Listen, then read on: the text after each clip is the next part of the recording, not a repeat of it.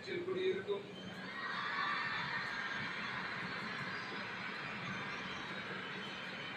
அனைவருக்கும் என்னுடைய வணக்கம். வணக்கம் வணக்கம்.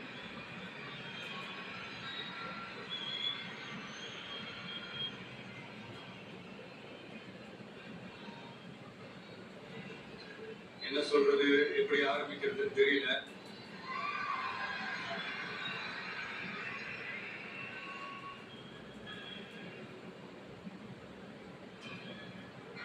சினிமாவில் எப்படியாவது கஷ்டப்பட்டு வெற்றி அடையும்னு இருந்த ஒரு சாதாரண அசிஸ்டன்ட் டைரக்டருக்கு பிறந்த ஒரு பிள்ளையா எனக்கும் வாழ்க்கையில வறுமைனா என்னன்னு எனக்கு நல்லாவே தெரியும், பசினா என்னன்னு எனக்கு நல்லாவே தெரியும்.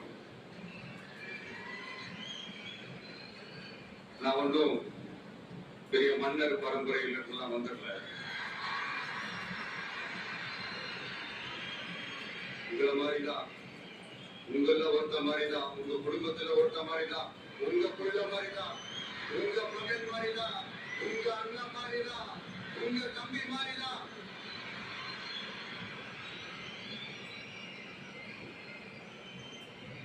அப்படிதான் நான் உணர்றேன். நீங்களும் என்ன அப்படி நினைச்சதுனாலதான் சினிமாவில் எனக்கு ஒரு மிகப்பெரிய ஒரு இடத்தோடு கொடுத்தீங்க. அதையெல்லாம் விட்டுட்டு உங்களுக்காக நன்றி கடன் செலுத்துறதுக்காக அரசியலுக்கு வந்த உங்க விஜய், நீ வா விஜய், நாங்கெல்லாம் இருக்கோம், பாத்துக்கிறோம். விஜய் தம்பி நீ வா, நாங்க இருக்கோம். விஜய் தம்பி நீ வா, நாங்க இருக்கோம். அண்ணா நீ வாடா, நாங்கெல்லாம் இருக்கோம். நண்பா நீ வா நண்பா, நாங்கெல்லாம் இருக்கோம் சொல்லி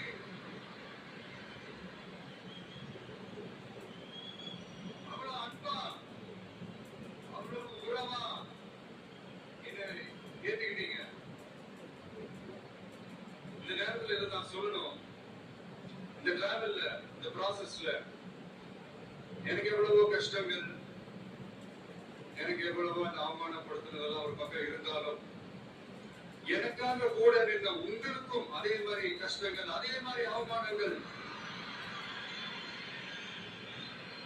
அதையெல்லாம் நீங்க பெருசா எடுத்துக்காம, அதையெல்லாம் நீங்க பொருட்டாவே எடுத்துக்காம, என்னோட வலிகளை, என்னோட வேதனைகளை உங்களோட நான் நினைச்சு என் கூடவே நின்று இன்னைக்கு சி ஜோசப் விஜய் எனும் நான்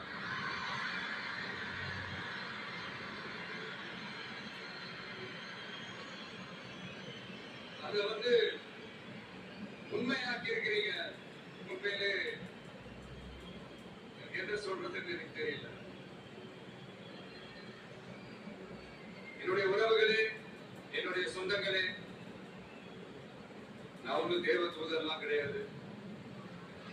நானும் ஒரு இயல்பான ஒரு வாழ்க்கை வாழ்ற ஒரு சாதாரணமான மனுஷன் தான். நான் முன்னாடியே சொன்ன மாதிரி அது செய்வேன் இது செய்வேன் பொய்யான வாக்குறுதிகள்லாம் கொடுத்தவங்களை நான் ஏமாத்த மாட்டேன். எது சாத்தியமோ அது மட்டும்தான் நான் செய்வேன். இமீடியட்டா உங்க மனசுல ஒரு கேள்வி ஒண்ணு வரலாம், அப்ப சாத்தியம் இல்லாததை செய்ய மாட்டாங்களா, செய்ய முடியாதா அப்படின்ற ஒரு கேள்வி ஒண்ணு வரலாம். இத்தனை கோடி மக்கள் என் கூட இருக்கும் போது எது வந்தாலும் பாத்துக்கலாம், என்ன வந்தாலும் பாத்துக்கலாம் அப்படின்ற அந்த கான்பிடன்ஸ் என் மனசுல இருக்கு. இன்னொரு விஷயமும் நான் இங்க சொல்லணும். இன்னைக்கு நம்ம தமிழ்நாடு கவர்மெண்ட் இருக்கிற அந்த நிலைமையை பத்தி நான் உங்ககிட்ட நான் சொல்லணும். கிட்டத்தட்ட 10 லட்சம் கோடிக்கு மேல கடன் வாங்கி வச்சுட்டு போயிருக்கிற இன்னைக்கு அந்த தமிழ்நாடு அரசு இருக்கிறப்போ, கஜானாவை சுத்தமா தொடச்சி வலிச்சு வச்சுட்டு போயிருக்கிறப்போ, தூக்க முடியாத சுமையை ஏற்றி வச்சுட்டு போயிருக்கிறப்போ,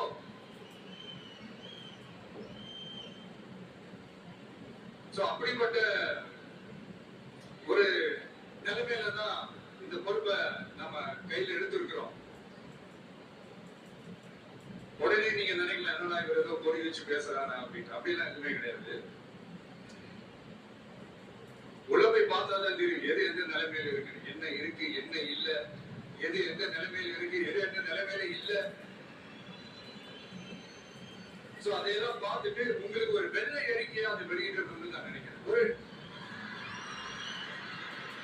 ஒரு டிரான்ஸ்பரண்டான ஒரு கவர்மெண்டா, அதாவது இன்னைக்கு நம்ம தமிழ்நாடு கவர்மெண்ட் இந்த நிலைமையில தான் இருக்கு அப்படின்றத உங்ககிட்ட சொல்லிட்டு I just want to take it forward from there. அதுதான் நான் முதல்ல செய்யணும்னு நினைக்கிறேன். தமிழ்நாட்டை பொறுத்த வரைக்கும் யாரையாவது போய் ஏதாவது சந்திக்கணும் அப்படின்னா இந்த மூஞ்ச மூடிக்கிட்டு போய் சந்திக்கிறதோ, மறைமுகமா உங்களுக்கு தெரியாம போய் சந்திக்கிறதோ அப்படியெல்லாம் நான் செய்ய மாட்டேன். எதுவா இருந்தாலும் வெளிப்படையாக ஒளிவு மறைவு இல்லாம தான் நான் செய்வேன். இவ்வளவு பெரிய ஒரு பொறுப்பை என் கையில கொடுத்திருக்கிறீங்க, அதே நேரத்துல எனக்கு கொஞ்சம் அவகாசமும் நீங்க கொடுக்கணும்னு நான் ரிக்வெஸ்ட் பண்ணி கேட்டுக்கிறேன். நான் சொன்னதையெல்லாம் படிப்படியா நிறைவேற்ற நான் ட்ரை பண்ணுவேன், நிறைவேற்றுவேன். அதே நேரத்துல எனக்கு கொஞ்சம் அவகாசம் கொடுத்தீங்கன்னா எனக்கு கொஞ்சம் உதவியாகவும் ஒத்துழைப்பாகவும் இருக்கும். இது உங்களுடைய ஆட்சி. பெண்கள் பாதுகாப்பு ரொம்ப ஸ்ட்ரிக்டா வச்சிருப்பேன். போதைப் பொருள் கலாச்சாரம் அதை கண்ட்ரோல் பண்றதுக்கு என்னென்ன ஸ்டெப்ஸ் எடுக்கணும், என்னென்ன முயற்சிகள் எடுக்கணும், இன்னிலிருந்து அதை நான் எடுப்பேன். நம்ம பசங்க அதுல இருந்து காப்பாற்ற வேண்டியது நம்ம அரசனுடைய பொறுப்பு. அதே மாதிரி சட்டம் ஒழுங்கு எல்லாருக்குமான பாதுகாப்பை நான் உறுதிப்படுத்துவேன். என்ன அவமானப்படுத்துறவங்களாகவே இருந்தாலும், என்ன கஷ்டப்படுத்துறவங்களாகவே இருந்தாலும், அவங்களும் என் மக்கள் தானே. நண்பர்களாக இருந்தாலும் எதிரிகளாக இருந்தாலும் 8 கோடி மக்களும் என் மக்கள் தானே.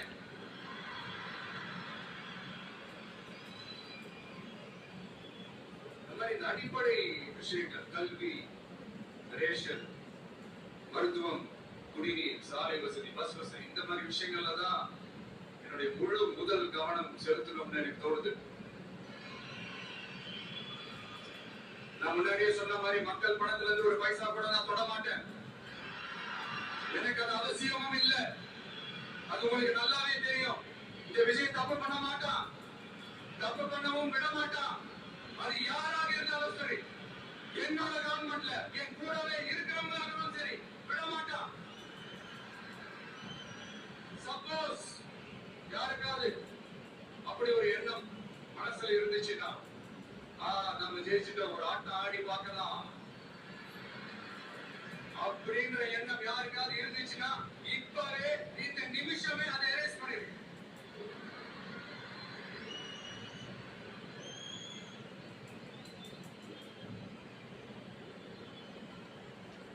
இங்க ஒரே சென்டர் தான், என் தலைமையில் உண்டான சென்டர். இந்த பக்கம் ஒரு சென்டர், இந்த பக்கம் ஒரு பவர் சென்டர், அங்க ஒரு பவர் சென்டர், அதெல்லாம் கிடையவே கிடையாது. இப்பவே சொல்லிடுறேன். பெண்கள், இளைஞர்கள், விவசாயிகள், அரசு ஊழியர்கள், ஆசிரியர்கள், உழைக்கிற மக்கள், மீனவர்கள் எல்லாருமே நம்ம டிவிக்கு அரசுல நல்லா இருக்கும், நல்லா இருக்கும், நல்லா இருக்கும். பிறப்புக்கும் எல்லா உயிருக்கும் அப்படின்றத நம்ம சமரசம் இல்லாத அடிப்படை கோட்பாடு. சிறுபான்மை சகோதரர்களே, உங்களுக்காக நம்ம டிவிக்கு அரசு கூடவே நிற்கும். உங்களுக்கு அதுல எந்த விதமான சந்தேகமும் வேண்டாம். இந்து, முஸ்லிம், கிறிஸ்தவர்களுக்கான முகம் தான் இந்த விஜயனுடைய முகம். அதுல 100% நீங்க இந்த விஜயம் நம்பலாம். இப்படி ஒரு சூழலை ஏற்படுத்தி கொடுத்த தமிழ்நாட்டு மக்கள், ஒட்டுமொத்த மக்கள், உங்கள் அனைவருக்கும் இந்த நேரத்தில் என்னுடைய நன்றியை தெரிவிக்கிறேன். இன்னொருத்தவங்களுக்கு முக்கியமா நான் நன்றி சொல்லணும். அது இந்த விஜய் மாமாவோட குட்டி நண்பா நன்றி.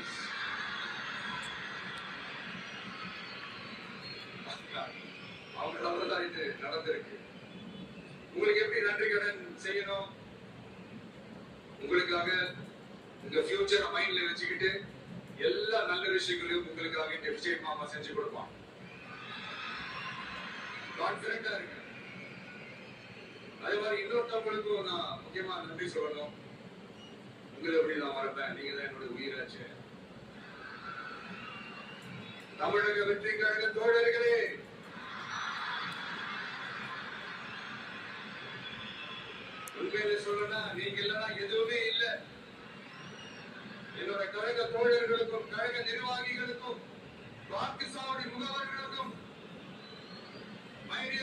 spiritual warriors, உங்கள் அனைவருக்கும் கோடான கோடி நன்றிகள். வாங்க எல்லாருமா சேர்ந்து ஒரு fresh governance, ஒரு new governance ஒன்று கொடுப்போம். This is a new beginning.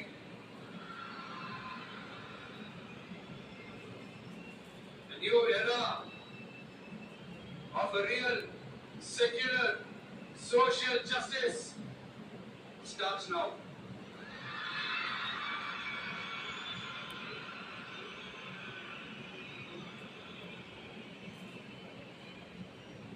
மக்கள் நலன்களை மட்டுமே லட்சியமாக கொண்ட நமது அரசுக்கு பக்கபலமாக நின்று ஆதரவை வழங்கியுள்ள காங்கிரஸ் வேறு இயக்கத்தின் தலைவர் மதிப்புக்குரிய திரு மல்லிகார்ஜுன் கார்கே அவர்களே, பாராளுமன்ற எதிர்க்கட்சி தலைவர் மதிப்புக்குரிய மை பிரதர் திரு ராகுல் காந்தி அவர்கள், காங்கிரஸ் கட்சியின் பொதுச் செயலாளர் மதிப்புக்குரிய திரு கே.சி. வேணுகோபால் அவர்கள், தமிழ்நாடு காங்கிரஸ் தலைவர் மதிப்புக்குரிய திரு செல்வ பெருந்தகை அவர்கள், என்னுடைய நண்பர் பிரவீன் சக்கரவர்த்தி அவர்கள், சிபிஐ கட்சியின் தேசிய பொதுச் செயலாளர் மதிப்புக்குரிய தோழர் திரு எம்.ஏ. பேபி அவர்கள், மாநில செயலாளர் மதிப்புக்குரிய தோழர் திரு பி. சண்முகம் அவர்கள், அரசியல் தலைமை குழு உறுப்பினர் மதிப்புக்குரிய தோழர் திரு கே. பாலகிருஷ்ணன் அவர்கள், பாராளுமன்ற உறுப்பினர் மதிப்புக்குரிய தோழர் திரு சு. வெங்கடேசன் அவர்கள்,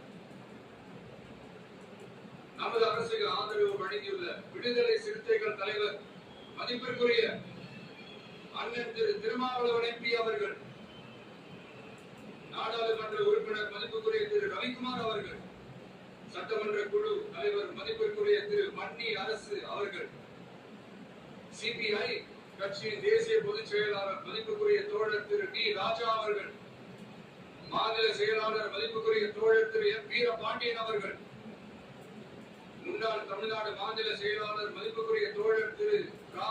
முத்தரசன் அவர்கள், இந்திய யூனியன் முஸ்லிம் லீக் கட்சியின் தலைவர் மதிப்புக்குரிய டாக்டர் திரு காதர் மொய்தீன் அவர்கள், நாடாளுமன்ற உறுப்பினர் மதிப்புக்குரிய திரு நவாஸ் கனி அவர்கள், எல்லாரையும் வருக வருக என்று வரவேற்கிறேன். முக்கியமா இந்த மாதிரி நேரத்துல எனக்காக நீங்க குரல் கொடுத்ததுக்கும், எனக்காக நீங்க சப்போர்ட் பண்ணி கூடவே நின்றதுக்கும் உங்க எல்லாருக்கும் இந்த நேரத்துல என்னுடைய நன்றியை தெரிவிச்சுக்கிறேன். கான்பிடண்டா இருங்க, நல்லதே நடக்கும், வெற்றி நிச்சயம். மீண்டும் சந்திக்கும் வரை இல்ல மீண்டும் மீண்டும் சந்திப்போம். நன்றி, வணக்கம்.